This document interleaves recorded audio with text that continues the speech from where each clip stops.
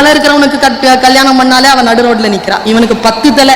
ஒரு அன்பான வார்த்தையும் பேசல. சீதை பத்தி என்னைக்கு அந்த கேட்ட நங்கைய அவன் மறக்கலையே, அன்னிலேருந்து அவன் புருஷன் அவன் கிட்ட இல்ல. படுத்து நிக்கிறா. அனுமன் பார்த்தான், சீத்தை அப்படின்னு இறங்கிட்டான், லேண்ட் ஆயிட்டான் கீழே. ஒரே ஒரு வித்தியாசத்துலதான் இவ சீத்தை இல்லைன்னு சொன்னா. என்னன்னா, இவ்வளவு நிம்மதியா தூங்கி இருக்க மாட்டான் சீத்தை. அதனால இவ சீத்தை இல்லை. மண்டோதரியை சீத்தை என்று நினைத்தான் அனுமன். இந்திரஜித்தன் செத்து கிடக்குறான். இந்திரஜித்தனை பார்க்கிறான் அந்த தாய்.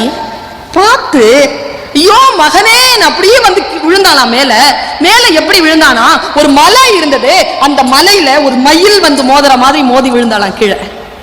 விழுந்து பையனை பத்தி தானே பாடலாம், பையனை பத்தி சொல்லிட்டான். பாடிக்கிட்டே வந்து கடைசி எங்க தெரியுமா நிறுத்தினா, அரக்கர்த்தம் பறவையெல்லாம் வெஞ்சின மனிதர் கொள்ள வெகுண்டதே மீண்டதில்லை. அஞ்சினேன் அஞ்சினேன் அச்சீதை எனும் அமுதால் செய்த நஞ்சினால் நாளை இலங்கை வேந்தன் இத்தகைய நன்றோ. அங்க கூட புருஷனை பத்தி தான் கவலைப்பட்டான். சரி, இப்ப புருஷன் விழுந்து கிடக்குறான். இப்படி கிடக்குறான், எவ்வளவு பெரிய உருவங்க அப்படி கிடக்குது. ஓடி வந்து மேல விழுந்தான். தரங்க நீர் வேலையில் தடித்து விழுந்தன. தரங்கம்னா கடல். கடல்ல மின்னல் விழுந்த மாதிரி விழுந்தாலாம். இப்ப பாருங்களேன், பையனோட மோதும் போது மலையில மயில் மோதிச்சு.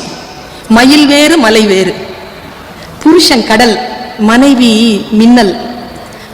மின்னல் வேறு கடல் வேறு இல்ல. விழுந்த அப்புறமா ரெண்டும் ஒண்ணுதான். விழுந்துட்டு அவ புலம்புறாளா.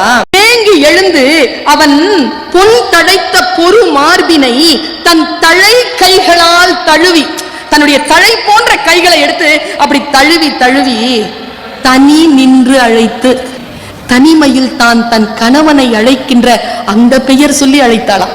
உயிர்த்தாள் உயிர் நீங்கினாள். அவ்வளவுதான். அந்த நிக்நேமை கூப்பிட்டு செத்துட்டாங்க.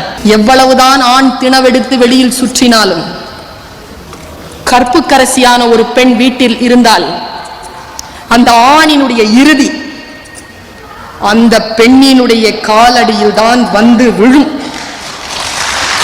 இயற்கை இதை தவிர்த்து வேற வாய்ப்பையே தந்த இல்லை.